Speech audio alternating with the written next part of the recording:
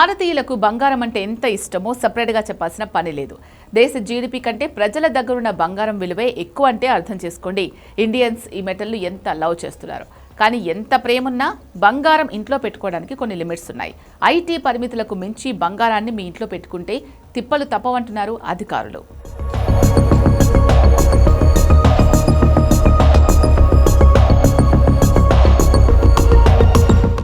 ఇండియాలో బంగారం లేని ఇండ్లు దాదాపు కనిపించవు. గ్రామో 2 గ్రాములో ప్రతి ఇంట్లో బంగారం మాత్రం కనిపిస్తూనే ఉంటుంది.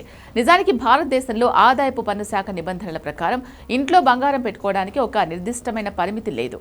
మీకు సరైన ఆదాయ వనరులు ఉండి దానికి సంబంధించిన రసీదులు ఉంటే మీరు ఎంత బంగారమైనా ఇంట్లో ఉంచుకోవచ్చు. కానీ ఎలాంటి రసీదులు ఆదాయ ఆధారాలు లేకుండా ఇంట్లో ఎంత బంగారం ఉంచుకోవచ్చు అనేదానికి central board of direct taxes కొన్ని మినహాయింపులు ఇచ్చింది.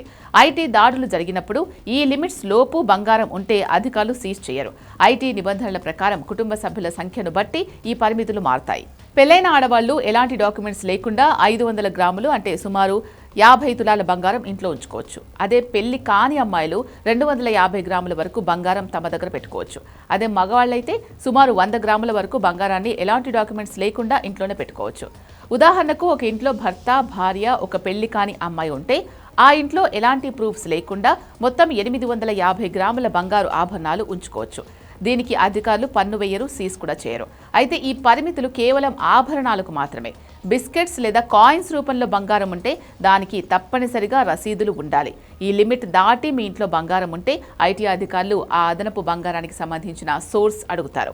బంగారం కొన్నప్పుడు ఇచ్చిన జీఎస్టీ బిల్లులు ఒకవేళ వారసత్వంగా వస్తే దానికి సంబంధించిన వీరునామా లేదా కుటుంబ పంపకాల పత్రాలు, బహుమతిగా వస్తే దానికి సంబంధించిన గిఫ్ట్ డీడ్ చూపించాలి. ఒకవేళ చాలా పాత బంగారం అయితే అది మీ పూర్వీకుల నుంచి వచ్చిందని నిరూపించడానికి పాత ఫోటోలు లేదా కుటుంబ పెద్దల స్టేట్మెంట్ కూడా కొన్నిసార్లు పనికొస్తుంది. ఒకవేళ మీ దగ్గర ఉన్న బంగారానికి సరైన లెక్కలు చెప్పలేకపోతే ఐటీ చట్ట ప్రకారం చర్యలుంటాయి. పరిమితికి మించి ఉన్న లెక్కలు చూపని బంగారాన్ని అధికారులు స్వాధీనం చేసుకుంటారు. లెక్కలు చూపని ఆస్తులపై పన్ను చాలా ఎక్కువగా ఉంటుంది.